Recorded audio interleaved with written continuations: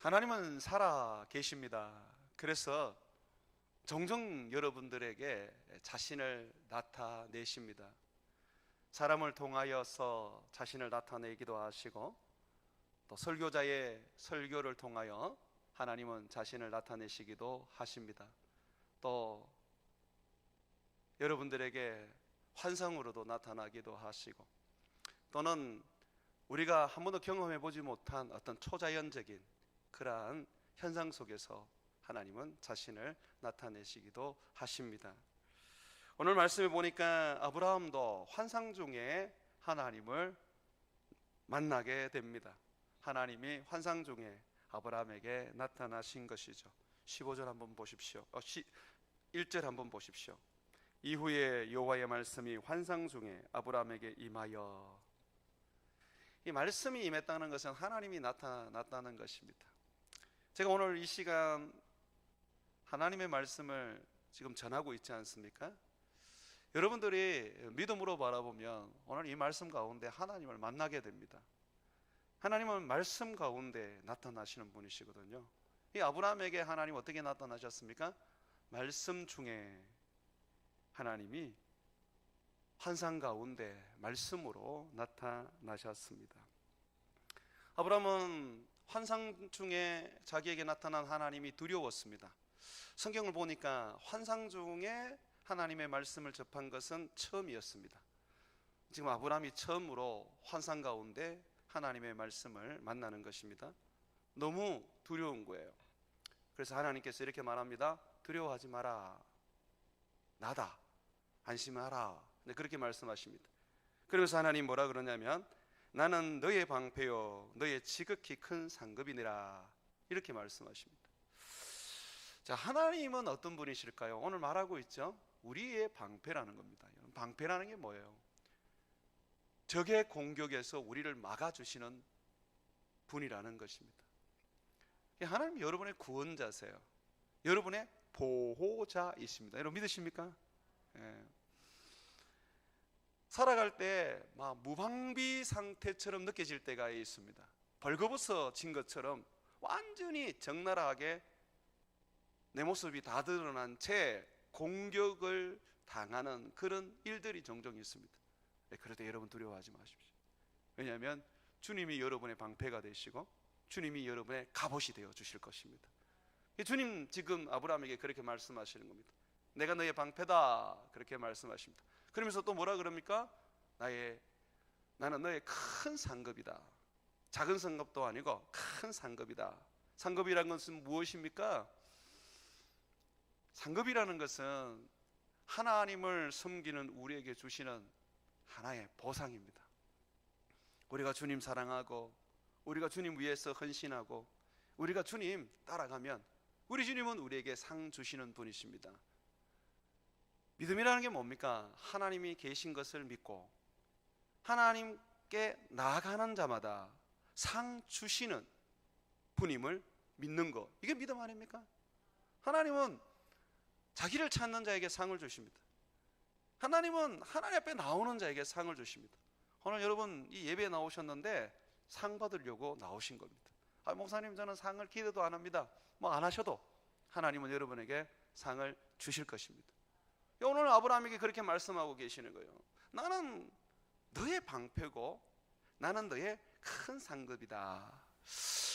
아브라함은 이 말씀을 들으면서 어떤 생각을 했을까요?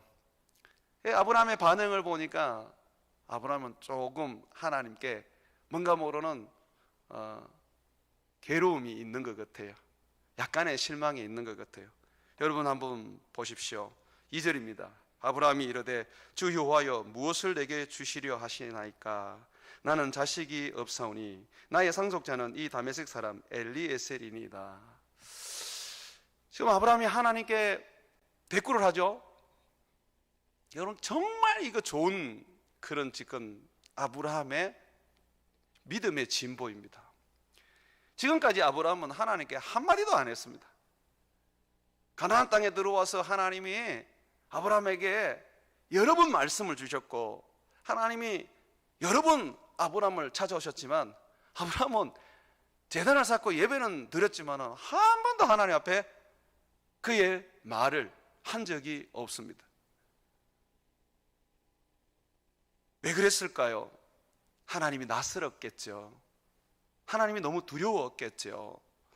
뭔가 하나님 앞에 말한다는 것 자체가 그로서는 거의 죽을 것만 같은 그런 두려움이었을 것입니다. 그런데 이제 어떻습니까? 이제는 정말 하나님이 두려워하지 마라 그러니까 그 두려움을 그가 떨칠 수 있어요. 이제는 하나님과의 어떤 그런 관계가 좀 깊어졌는 것 같아요. 그러니까 아브라함이 하나님 앞에 이제 대답을 합니다. 대답을 하는데 이렇게 합니다. 하나님, 이 땅을 너와 내 자손에게 주리라 그렇게 약속을 하셨는데 저는 아직도 자식이 없습니다. 도대체 하나님 나에게 무슨 상금을 주시려고 합니까? 나는 갈대아 우르 때부터 하나님이 고향을 떠나라 그래서 말씀 듣고 고향을 떠나 갈대아 우르를 벗어나 이 가나안 땅에 왔습니다. 항상 하나님을 찾으며 예배를 드렸습니다. 그런데 하나님은 저에게 재산은 늘어나게 해주셨지만 약속하신 대로 자식은 안 주셨지 않습니까? 이 재산 늘어나면 뭐합니까? 이 많은 재산 뭐합니까? 내가 죽어버리면 이 재산은 전부 다 내 종 다메섹 사람이 가지고 갈 것인데 하나님이 자식을 주지 않아서 그 사람이 상속자가 되었습니다 라고 그렇게 말하고 있습니다. 좀 원망이 있는 것 같죠? 아브라함의 첫 하나님 앞에서의 그의 말이 좀 원망이 있는 것 같아요. 여러분, 이게 굉장한 믿음입니다. 믿음.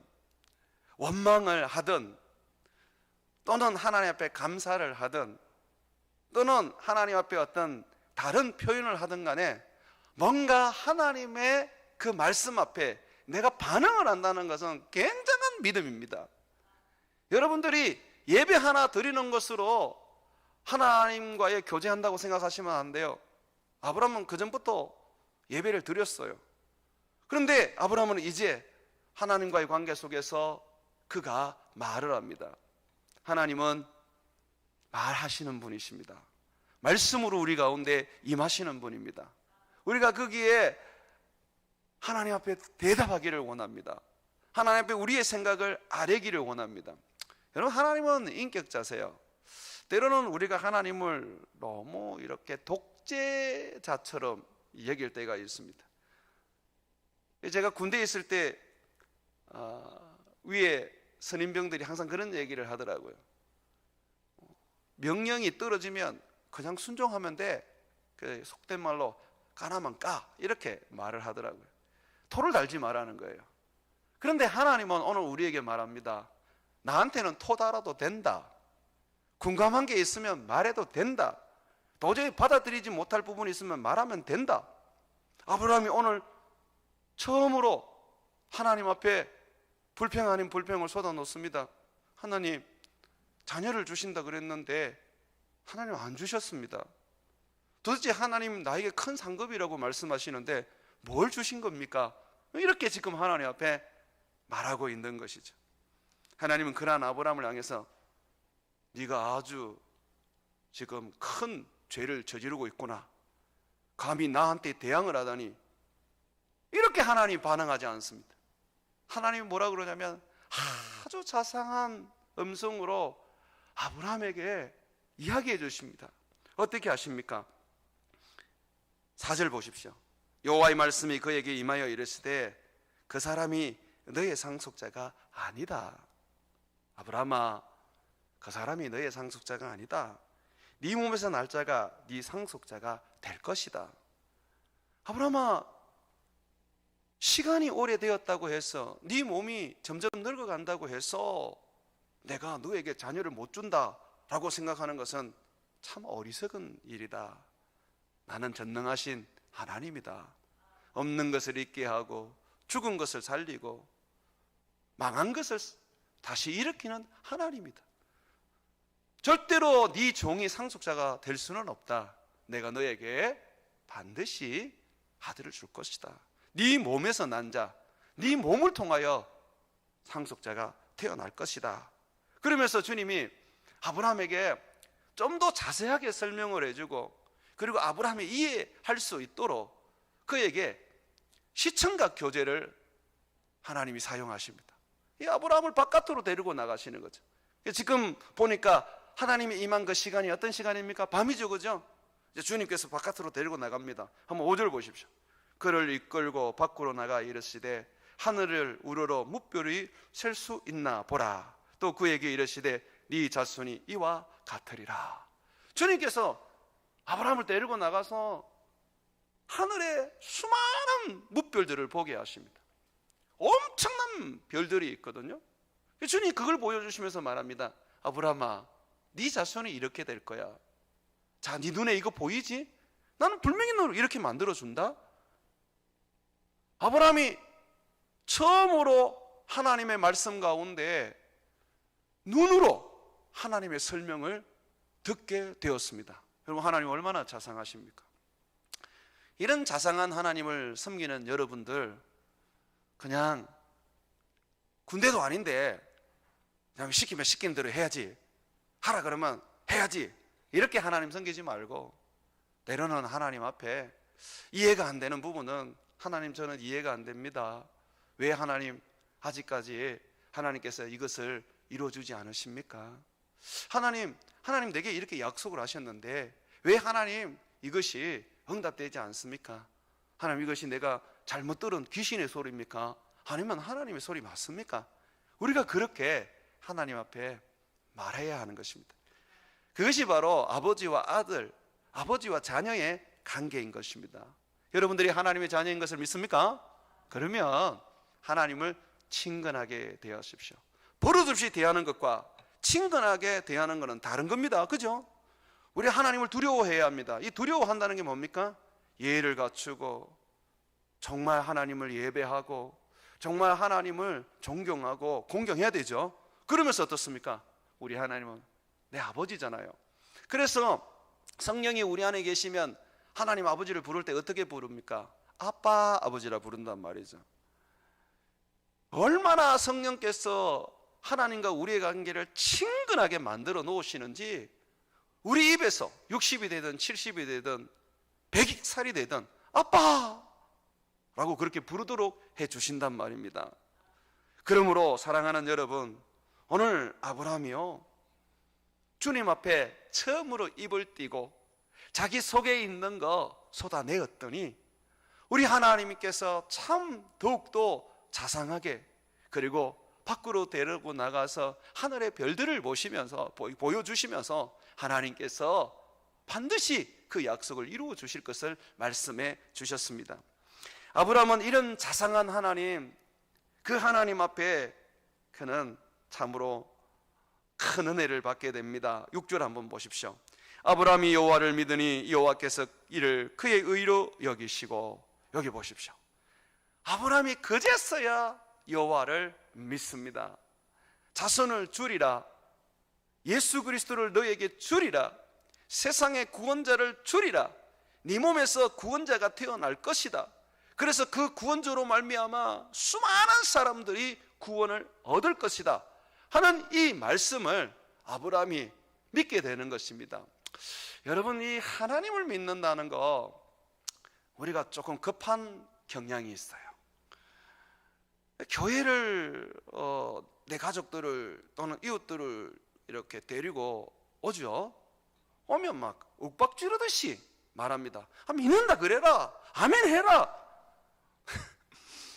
아니, 교회 와서 예배는 누리지 뭐. 아직까지 이게 내가 믿는지 안 믿는지 잘 모르겠는데 무조건 아멘 하라고, 믿는다고 해라고 막 그러니까 막 힘이 드는 거예요. 그리고 얼마 되지도 않았는데 와가지고 담배 끊어라, 술 끊어라, 뭐 이런 걸 요구한단 말이죠. 제가 우리 어느 성도님에게 세례 받자고 제가 이렇게 고민했더니 그분이 하는 말이에요. 목사님, 제가 예수님을 진짜 믿기는 믿는데 제가 세례 받을 그런 자격이 못 됩니다. 왜요? 믿으면 세례 받으면 되죠. 제가 밤에 모시는 주님이 있습니다. 제가 아직까지 그 주님을 아직까지 제가 떠나보낼 수가 없습니다. 그러시는 거예요. 그래서 내가 조금 드시면서 절제하시면서 그렇게 주님 섬기면 됩니다. 처음부터 어떻게 그걸 하겠습니까? 여러분, 그렇습니다. 믿음이 들어가야지. 안 그렇습니까? 그게 우선이지. 그런데 우리는 항상 율법이 우선이에요. 이제 교회 처음 발바닥 밟는데 오자마자 담배 끊어라, 오자마자 뭐 술 끊어라, 오자마자 뭐 하지 마라. 그러니까 예수님 믿는 것이 너무 어려운 거예요. 아직 믿음도 안 생겼는데. 여러분, 믿음이 생겨야 됩니다. 하나님과 친밀해져야 됩니다. 자기도 모르게 밤에 주님이 진짜 주님이 아니고 교회에 갔더니 거기 계시는 주님이 진짜 주님이네, 이렇게 되어야지 이제 진짜 주님을 사랑하고 쫓게 되는 것이죠. 그 시간이 필요해요. 아브라함이 가나안 땅에 들어왔을 때 구원 얻었습니까? 제가 말했잖아요. 이 사람 구원 못 얻었다고. 예배를 드리기도 하고 멜기세덱에 11조를 바치기도 했지만 구원 못 얻었다고 얘기를 했습니다. 왜냐? 구원은 예수 그리스도를 믿어야 얻는 겁니다. 예배 드린다고 됩니까? 모태신앙이라고 어디 됩니까? 예수 그리스도를 자기 주인으로 영접을 해야지만이, 그분을 진심으로 믿고 섬겨야지만이 구원을 얻는 거예요. 아브라함이 이제서야 구원을 얻게 된 것입니다.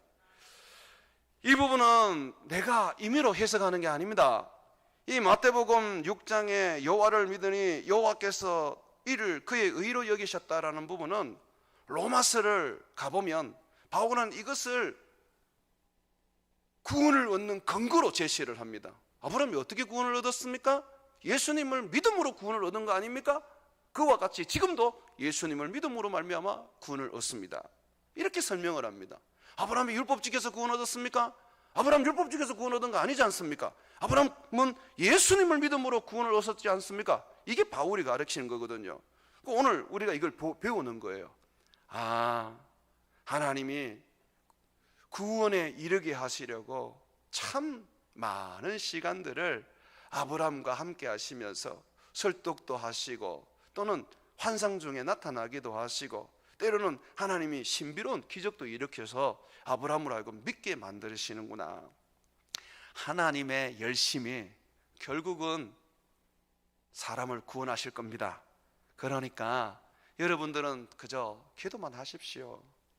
기도만 하시고 믿음이 없는 모습을 보면서 자꾸 힘들어하고 괴로워하지 마시고요. 여러분이 왜 자꾸 믿음을 만들어 주려고 그래요? 그건 하나님이 해야 되는 일인데, 아브라함의 이 믿음을 누가 심어줍니까? 믿음으로 구원을 얻도록 하시는 분이 누굽니까? 하나님이잖아요. 하나님이 하십니다.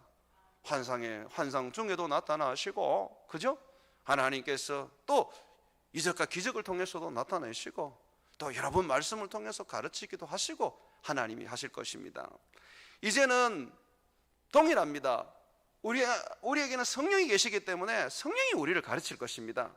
그렇기 때문에 너무 성령을 앞질러 가지 마십시오. 다만 여러분들이 가져야 할 마음은 온유한 마음과 인내하는 마음과 넓은 사랑으로 기다려 주시면 됩니다. 여러분, 할렐루야입니까? 기다리셔야 됩니다. 그래서 우리 교회는 절대로 사람을 여러분의 율법 안에 집어넣지 마십시오. 그분이 믿음이 생겨서 스스로의 삶을 절제할 수 있고, 스스로 하나님을 섬김으로 인해서 우상을 숭배하는 것이든, 또는 세상의 어떤 여러 가지 어떤 정욕이든 스스로 끊어낼 수 있도록 기다리시면 됩니다. 그리고 늘 예배를 통해서 말씀으로 권면하고 있지 않습니까?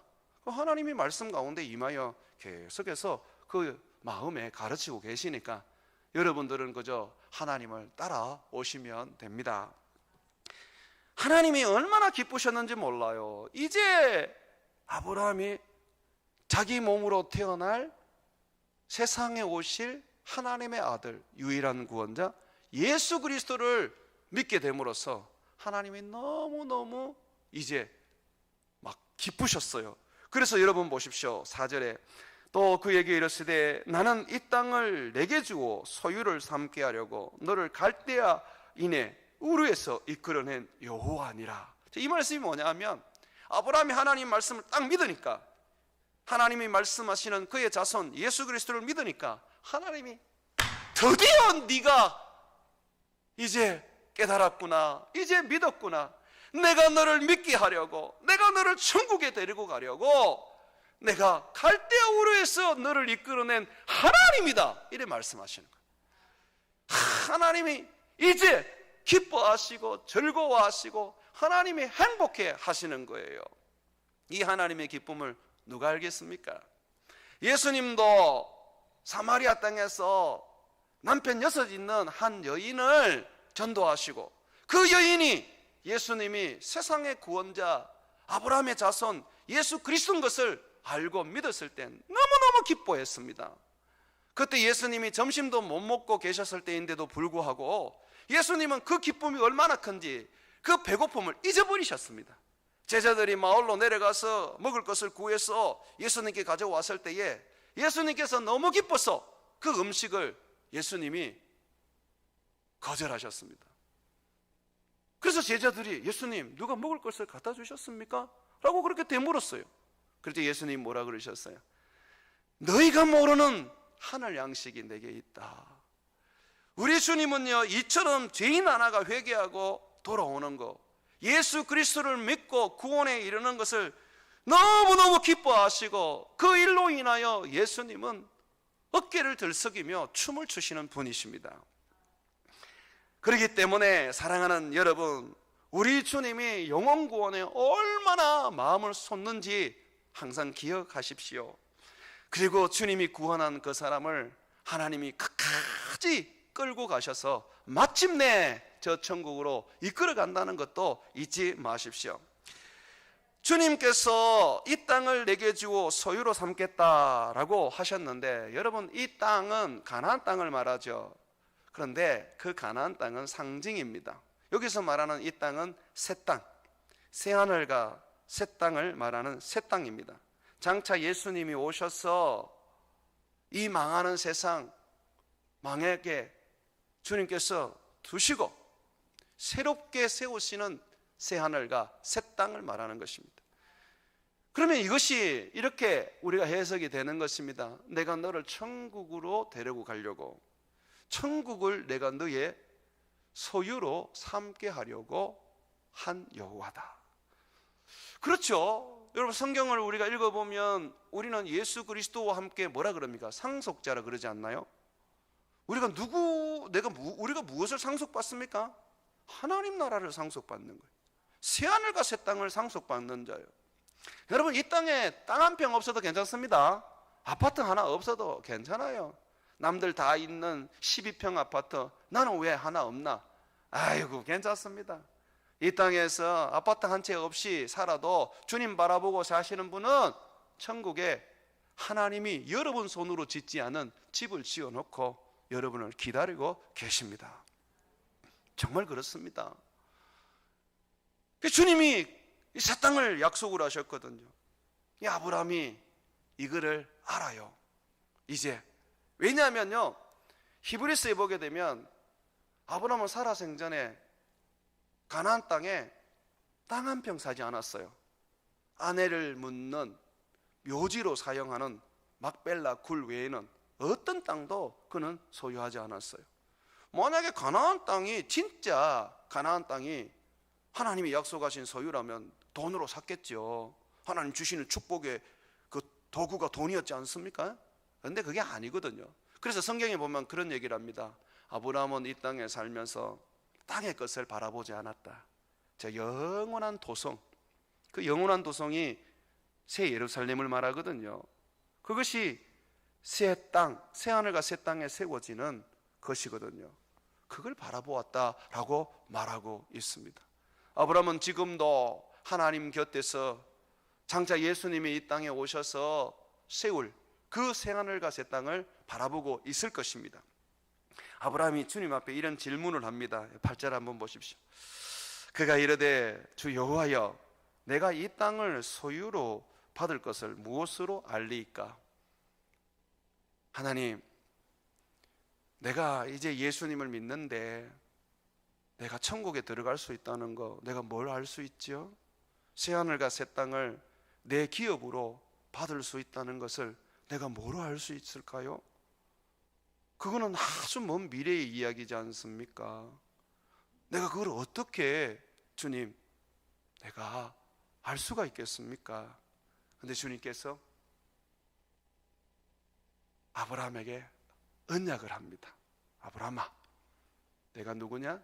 언약의 하나님 아니냐? 내가 너에게 언약하마.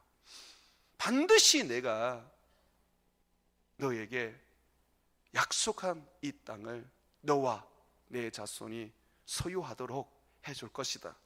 그러면서 하나님께서 언약식을 하는데 9절 한번 보십시오. 여호와께서 그에게 이르시되 나를 위하여 3년 된 암소와 3년 된 암염소와 3년 된 수양과 산비둘기와 집비둘기 새끼를 가져올지니라. 하나님께서 암소부터 시작해서 염소 그리고 비둘기까지 다 가져오라 그랬어요. 그리고 이것을 반 잘라라 그랬어요. 그래서 전부 다 반 자릅니다. 그리고 반을 잘라서 반은 우쪽에 반은 좌쪽에 둡니다. 그리고 그 중간에 사람이 지나갈 수 있도록 합니다. 여러분, 이것은 이 언약 체결하는 하나의 방식인데, 언약을 맺을 때 두 사람이 짐승을 쪼개어 놓고 그리고 손을 잡고 그 사이를 지나갑니다. 지나가면서 뭐라 그러냐면, 만약에 언약을 어길 때에는 이 짐승이 쪼개진 것처럼 그렇게 쪼개지게 될 것이다, 죽게 될 것이다 라고 그렇게 합니다. 그러니까 주님께서 지금 뭐냐면 언약식을 하는데 영원한 언약식을 지금 주는 거예요.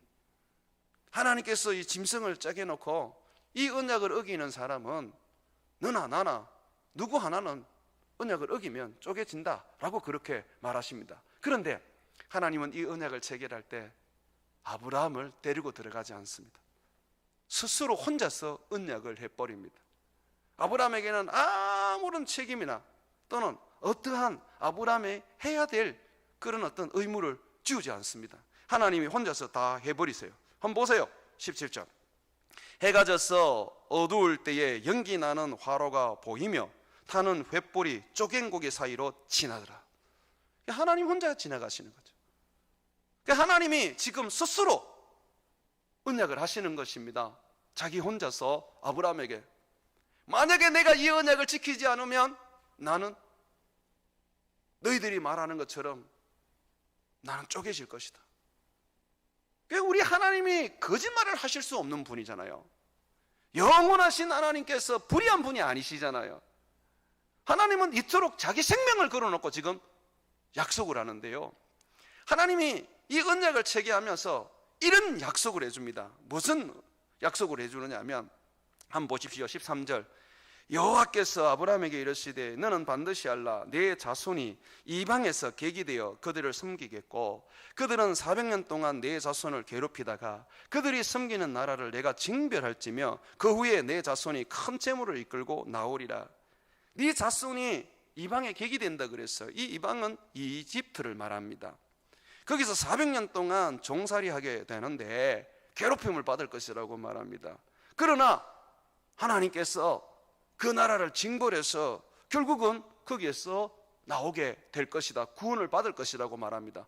그냥 나오는 것이 아니라 큰 재물을 가지고 나온다고 그랬는데, 이 재물을 가지고 나오는 이유는 승리자가 획득하는 노랑물입니다. 너희가 그 나라를 완전히 쑥대밭을 만들고 점령하고 지배했다라는 것을 주님께서 지금 상징으로 노랑물을 얘기하는 것입니다. 사실 이것은 400년 후에 실질적으로 이스라엘 역사 속에서 일어났습니다. 모세 때에 일어났습니다. 자, 그런데 제가 여러분들에게 누누이 말씀드리는 것처럼 하나님이 내 자손이라 할 때에 항상 단수를 쓰신다는 거죠. 이것은 갈라디아서에서 해석을 해주는 것처럼 한 번 예수 그리스도를 말한다고 말했습니다. 지금 하나님께서 언약을 하는데 뭐라고 언약을 하느냐면, 하나님이 아브라함의 몸으로 태어날 인류의 구원자, 아브라함의 자손, 그를 어떻게 해요? 이집트에서 고난과 괴로움을 당하게 하시고 그리고 마침내 거기에서 건져내시겠다고 말합니다. 여러분, 이집트는 상징을 말합니다. 가나안이 새 땅을 말하듯이, 천국을 말하듯이 이집트는 세상을 말하는 거예요. 이집트 왕은 사탄을 의미하는 것이고요. 근데 주님께서 지금 오늘 아브라함에게 어떤 약속을 하시냐면, 내 아들 예수가 인간의 몸으로 와서 이집트와 같은 세상에 와서 거기에서 고난받고 죽을 것이다. 그러나 그가 거기에서 다시 살아나 사단을 멸하고 이집트에서 너희를 구원한 것과 같이 너희를 구원하게 하리라 라고 말씀하는 겁니다. 지금 하나님이 아브라함에게 네가 천국에 들어갈 수 있는 거, 새하늘과 새 땅을 소유로 얻을 수 있는 거, 그 약속을 내가 하겠다. 예수가 너를 위하여 죽고 부활하리라고 말씀하십니다. 이걸 잘 안 믿으시는 분들이 많아요. 이건 제 얘기가 아니에요. 제가 이것을 그렇게 해석하는 이유를 제가 말씀드리겠습니다. 호세아서 11장 1절을 한번 찾아보세요. 호세아서 11장 1절에 보게 되면 호세아가 예언을 하면서 이런 이야기를 합니다. 이집트에서 400년 동안 종살이 하던 이스라엘 백성들이 거기에서 구원을 받았는데 하나님께서 자기 아들을 구원하셨다라고 말하고 있습니다. 11장 1절, 이스라엘이 어렸을 때에 내가 사랑하여 내 아들을 애굽에서 불러냈거늘. 여기 보십시오. 여기 보면 이스라엘이 어렸을 때에 내가 사랑하여 애굽에서 불러내었다고 말합니다. 이때 내 아들이라는 것이 이스라엘 민족을 말하는 것이 아닙니다. 이것은요, 예수 그리스도를 말하는 것이고, 이스라엘 민족은 예수 그리스도 안에 포함되어 있는, 예수 그리스도의 허리에 있는 자손들입니다. 이거를 어떻게 우리가 알 수 있느냐면 마태복음 2장에 가게 되면 마태가 그걸 분명하게 해석을 합니다. 마태복음 2장 14절에 가면요, 그 말씀이 나옵니다. 예수님이 예루살렘에서 태어나고 헤롯에 의해서 죽음의 위기를 맞이했을 때 어디로 피난 갔습니까? 이집트로 피난 갔죠. 그런데 이집트로 피난을 가고 거기에서 일정 시간을 지난 후에 예수님께서 다시 유대로 돌아오십니다. 자, 이 사건을 가지고 똑같이 호세아서 11장 1절의 말씀을 가지고 이제 설명을 하는 겁니다. 자, 마태복음 2장 14절, 15절. 지금까지 잘 따라오셨는데 이 갑자기 헷갈리시죠? 어쩔 수 없습니다. 이거는 들어 놓으십시오. 14절, 15절. 요셉이 일어나서, 예수님의 아버지지요, 일어나서 밤에 아기와 그의 어머니를 데리고 이집트로 떠나가 헤롯이 죽기까지 거기 있었으니 이는 주께서 선지자, 이 선지자가 누굽니까? 호세아지요, 통하여 말씀하신 바 애굽으로부터 내 아들을 불러내었다 함을 이루려 함이라. 자, 보세요. 호세아서 11장 1절은 과거 이야기를 합니다. 모세 시대 때의 이스라엘 백성 이야기를 합니다. 그런데 지금 마태가 뭐라 그럽니까? 이것은 바로 예수님에 대한 이야기였다. 이스라엘 백성들이 400년 동안 이집트에서 종살이하고 거기서 구원을 얻은 것은 예수에 관한 이야기였다. 그것은 구원의 이야기였다라고 말하는 것입니다. 여러분, 예수님이요, 이스라엘 백성들이 400년 동안 이집트에서 종살이하며 고난을 받을 때 함께 하셨습니다. 실질적으로 이집트로 내려갈 때 야곱 시대에 내려갔잖아요. 그때 야곱에게 하나님이 나타나셔서 뭐라 그러셨습니까? 내가 너와 함께 가리라 그렇지 않으셨습니까? 주님 오늘 아브라함에게 말씀해 주고 있습니다. 아브라함아, 너의 자손이 될 예수가 육신을 입고 이 세상에 올 것이다. 그가 너의 자손들과 같이 고난받고 그리고 고통받고 죽을 것이다. 그러나 내가 그를 그 죽음에서 다시 살려서 이집트에서 건져내는 것과 같이 내가 구원해 낼 것이다. 그리고 너희는 이집트에서 나와서 승리의 깃발을 흔들듯이 승리자가 되어 이 땅을 소유하게 될 것이다. 사실 여러분, 성경에 예수님의 부활을 예수님의 능력으로 부활한 걸로 가르칩니까? 아니면 하나님이 다시 살리신 걸로 가르칩니까? 예수님의 능력으로 부활하셨다는 것은 성경에서 가르치지를 않습니다. 다 뭐라고 말하면 아버지께서 다시 살리셨다. 하나님 아버지께서 예수님을 그 죽음에서 다시 살리셨다. 히브리서에도 심한 눈물과 통곡으로써 그의 고통과 죽음을 아뢰었을 때 그의 경외하심으로 하나님이 그 기도를 들으시고 예수님을 다시 살리셨다고 말하고 있죠. 오늘 여러분들이 이걸 보지 못해서 그렇지, 이 창세기 15장에 하나님께서 아브라함에게 언약하시는 거, 네 자손이 400년 동안 이집트에서 종살이 하다가 거기서 나올 것이다, 구원함을 얻을 것이다, 승리의 깃발을 들고 세상을 이기고 나올 것이다, 그리고 너희는 내가 약속한 땅 천국으로 들어가게 될 것이다 라고 말씀하시는데, 주님께서 그 약속 중심에 바로 예수님의 죽으심과 부활을 말하고 있단 말입니다. 그러면 제가 하나 묻겠습니다. 예수님의 죽음과 부활을 역사적인 사건으로 믿습니까? 어이구, 큰일 났네. 여러분, 안 믿으시면 구원 못 얻으셨어요. 예수님의 죽으심과 예수님의 부활을 역사적으로 믿으십니까? 이거는 굉장히 중요한 이야기예요. 하나님의 약속대로, 하나님이 아브라함에게 한 언약대로 예수님은 이 땅에 오셔서 고난받고 죽으셨어요. 그리고 죽음을 이기시고 살아나셨습니다. 이것이 바로 우리에게 약속하신 천국의 증표입니다. 언약입니다. 하나님이 그 아들을 주셨고요, 그 아들을 이 땅 가운데에 우리를 위하여 죽게 하시고 우리를 위하여 살게 하셨습니다. 그래서 누구든지 예수님의 죽으심과 부활을 믿기만 하면, 그것을 내가 붙잡기만 하면 오늘 아브라함에게 약속하신 것처럼 하나님께서 땅을 소유로 얻게 해주시는 것이요, 새 땅을 소유로 얻게 해주시는 것입니다. 예수를 믿는 이유가 이 땅에서 잘 먹고 잘 사는 것이라면요, 잘못 믿고 계시는 겁니다. 이 땅에서 잘 먹고 잘 사는 것도 주님이 주시는 복이지만, 정말 예수 믿는 것이 이 땅의 복과 이 땅의 능력이라면 우리는 세상에서 제일 불쌍한 사람들입니다. 예수를 믿어도 세상의 복을 못 얻는 게 많지 않습니까? 질병을 항상 안고 살게 되고, 가난을 항상 품고 살게 되고, 늘 죽음이, 고난이 우리 앞에 도사리고 있지 않습니까? 그런데도 불구하고 우리가 그 모든 것을 이기고 주를 바라보고 주를 믿는 게 뭡니까? 우리에게 약속하신 영원한 나라 천국이 있기 때문에 그렇지 않습니까? 몸의 부활이 있기 때문에 그렇지 않습니까? 그런데 그게 없다면 뭐 하려고 예수를 믿습니까? 믿을 수가 없는 것이죠.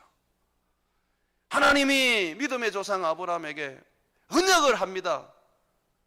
내가 영원토록 변하지 않는 언약, 어기면 쪼개어지는, 짐승과 같이 쪼개어지는 언약, 그 언약을 내가 하겠다. 내 아들 예수가 인간의 몸을 입고 이 세상에 왔어. 그가 너희와 함께 살 것이고 고난받고 십자가에 못 박혀 죽을 것이다. 그러나 그를 다시 살려 사단을 밟아 승리자로 세워 그가 너희를 데리고 영원한 천국으로 이끌어 갈 것이다 라고 약속을 하셨습니다. 그 약속이 이루어진 거예요. 그러므로 사랑하는 여러분, 오늘 아브라함이 주님 앞에 던졌던 질문, 주 여호와여, 내가 이 땅을 소유로 받을 것을 무엇으로 알리까? 내가 천국에 들어갈 걸 내가 어떻게 믿습니까? 내가 새 하늘과 새 땅을 기업으로 받을 걸 어떻게 믿습니까? 내가 예수를 주겠다. 그가 죽고 부활하거든 내가 너희에게 한 약속을 이룬다는 것을 알아라. 그러면 우리가 예수님 딱 붙잡으면 정말 그 약속 그대로 얻게 되는 것입니다. 사랑하는 여러분, 여러분이 예수님의 죽으심을 역사적인 사건으로 믿지 않고 예수의 부활하심을 역사적인 사건으로 믿지 않는다면 구원은 없습니다. 단호하건대 없습니다. 그러나 그것을 믿는 자는 누구나 다 구원을 얻을 것이고 아브라함에게 약속하신 복을 누리게 될 것입니다. 예수 믿는 것은 이 땅의 복을 위한 것이 아닙니다. 영원한 나라, 우리 하나님이 약속하신, 아브라함에게 약속하신 그 새 땅을 바라보는 것입니다. 그러므로 여러분들은 오늘 말씀을 되새겨서 내가 예수 그리스도의 그 죽으심과 부활을 정말로 믿고 있는지 다시 한번 돌아보고 그 믿음을 견고하게 여러분 마음속에 뿌리를 내리시기를 주의 이름으로 축원을 드립니다.